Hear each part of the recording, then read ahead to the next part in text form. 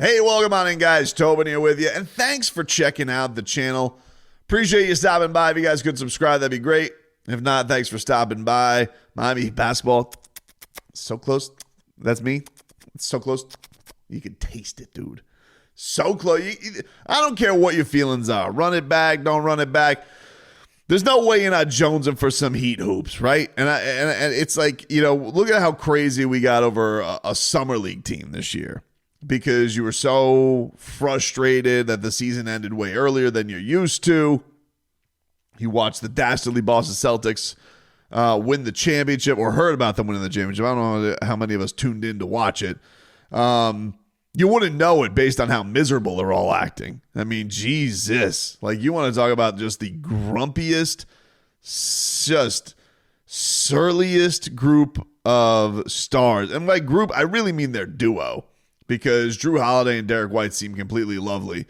But, I mean, Tatum and Brown, like just two curmudgeons after winning this championship. You would have thought, like, they were the team that got bounced in the first round. It's crazy to think that winning a championship isn't enough of a flex, but they've been so lame and been just so, I don't know what the word is. I don't want to say miserable. That feels like an overstatement on it. But they felt so unsatisfied with people not smooching their ass. And I don't know what they expected. It was a really bad playoffs. They got an easy road. Everybody knows it. They know it. They did. Look, nobody, I think, denies those guys are very, very good players. Maybe even you want to say they're great players. All right, I'm not going to quibble with you. They had been knocking on the door for years. They've been as good a duo as anybody in the league. Everybody just was like, it's a little unsatisfactory. Nobody's really a fan of tuning into these guys, like on the mainstream of it.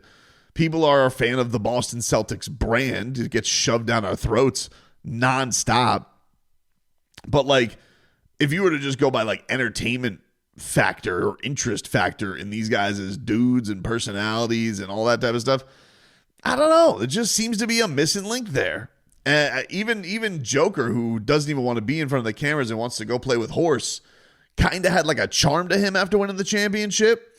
And, these guys are sitting here. They win the title. And you got one guy complaining because his teammates make Team USA and he doesn't. And you have the other guy who gets there and doesn't get the playing time that's up to his snuff. And they're more upset about that than being champions of the world. It's just an odd thing. But, either way, look, they won. Good for them. Tip of the cap to you. And, you're looking forward to seeing what this year brings. You hope that this is an Eastern Conference that can kind of stay together and offer up more of a challenge to them. But you have to acknowledge, like, they're the best team. And unless there's just rabid fat cat syndrome or this leads into some type of disease of me dissension, right now, you got to go knock them off. You have to go do the bidding of chasing them down because they were able to get to the finish line. And I think what adds salt to the wound of all of this season for Miami is the fact that Boston got there and the Heat didn't. And, it was funny today because Bam Adebayo was listed on this best number twos in the NBA. They did a list of best second options in the NBA, and Bam Adebayo was named the fourth number two option. I believe this is on Yahoo Sports, and he was the fourth number two option. And I was laughing because it was one of these where they put Anthony Davis number one, number two Devin Booker. Number 3, Jaylen Brown. Number 4, Bam Adebayo. And my first thought of this was, why are they listing Jaylen Brown as the number 2? Why isn't Tatum the number 2? It's such an odd thing. And that is one of the things that I was talking about this a little bit today on the radio show. Like, remember when LeBron won his championship after just so many chases of banging his head against the wall? And he finally did it, and the famous quote was, "It's about damn time." And the only thing that I've always wondered is if 11 would have gone the way that it did, but Miami was able to win, and LeBron wasn't good but didn't poop the bed like he did. But D-Wade was the series MVP. But LeBron was very clearly like the Batman, or was the Robin in that series. Would the Heatles have dissented it? I would say no, because those guys seem like legit friends. But it's just funny with these two because they're in this rat race of like trying to get the credit, and I don't really quite know what they're battling for. Like, is there, they claim that there's not this thirst for credit, but yet all they care about is the proper amount of credit they're supposed to get. And like even today, I saw some quote from Drew Hanlon on Instagram where it was like comparing Tatum's credentials to Michael Jordan's and LeBron's. And I'm just like, dude, you don't have to do that. Like, he's like right where he should be. Like now we're comparing him to the game's all-time greats when he may not even be the best player on his own team. Very odd. But anyway, they wrote for this Bam being the fourth best number 2 option. Bam is as competitive as anyone in the NBA. He's one of the league's best defenders, certainly the most switchable. He has the size and strength to bump bodies, the athleticism. Found his way to 20 points per game over the past 3 years. Has his limitations as an offensive player to prevent him becoming Miami's top dog. Fair.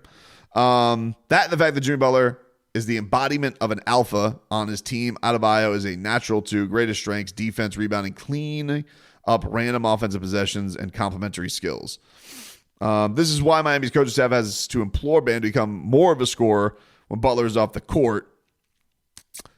I don't know. I think it's actually more when he's on the court. I think will be is more of the thing. Even then, Miami has struggled. As skilled as Adebayo is, including his passing ability, he does not pose a threat from distance. It's awfully hard to be the alpha when that is missing from your game. Even though I think you could. That's any number 1 in the league would happily accept Adebayo as his number 2. I would agree with that. That to me is my biggest hope for Bam. I'm hoping.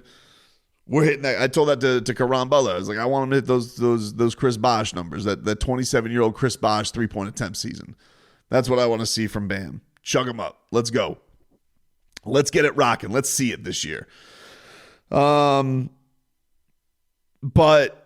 it's one of those where is there going to be a chance that he goes to the number 1 option this year? And listen, it's a possibility. It's definitely a possibility. Is it going to happen without Jimmy Butler? I have a hard time seeing it. Because I think Jimmy warranted is the guy. I think even Bam, I don't, as much as I think Bam wants to take more end of game opportunities, he's also a very big, he's a big team guy. And I think Bam would even acknowledge, like we all know, like it's Jimmy's team. He implores that. I think if there's anything that frustrates Bam, I think that he just wishes every game was played at the same speed that Bam plays it. Because Bam, I would say, plays just as hard as Jimmy Butler, defends as hard as Jimmy Butler. He's younger than Jimmy Butler. So maybe, Jimmy might say, hey, have this conversation with me when you're in your 30s. But I think always, since like that on-off switch, the go full bow or crescendoing yourself up, I think all of that stuff is, I think that's probably, if there was any quibble that Bam had, that would be what it is. So yeah, this is definitely an interesting list. So go check that out on Yahoo Sports. But speaking of Jimmy Butler, there was a clip of Jimmy at the starting 5 premiere where he gave his starting 5, and there's like a very faint comment of him talking about Joel Embiid and how he wants Joel Embiid, and he goes, "Oh yeah," and he just got his contract extension. Good for him. Wink. And that to me is going to be an interesting side piece going into this next week. I don't think we're going to get much on it, just because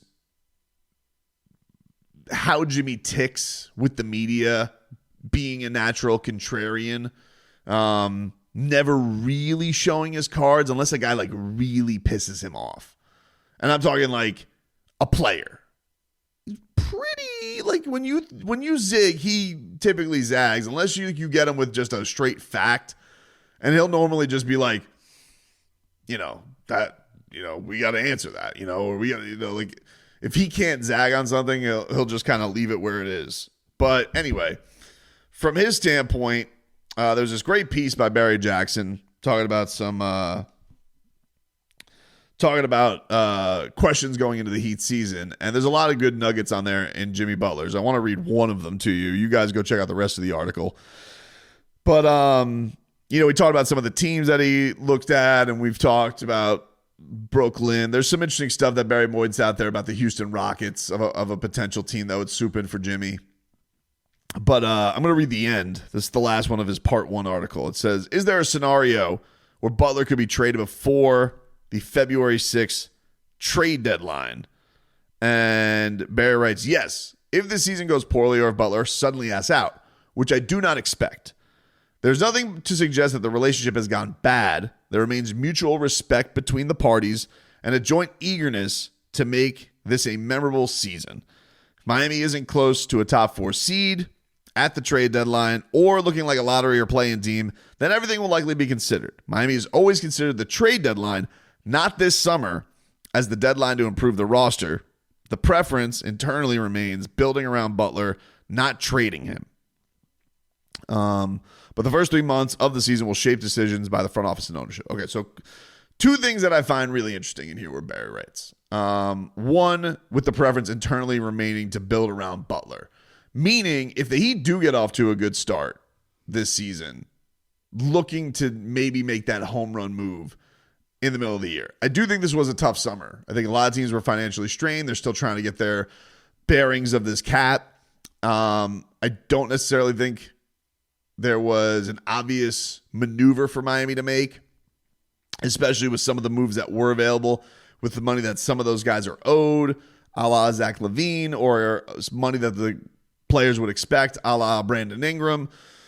We've talked about the Damian Lillard thing that's kind of been out there again, the Kevin Durant thing. We are at this optimistic point where everybody, because there were so many injuries at the end of last season, a lot of the basketball teams are asking themselves, like the Heat are, if healthy, will this be better? Do we have an actual chance at this thing? Or is it going to be an Eastern Conference that is run by the Celtics and everybody else, or the Celtics and the Knicks, or the Celtics, the Heat, if they're healthy, or the Celtics or the Sixers, or whatever?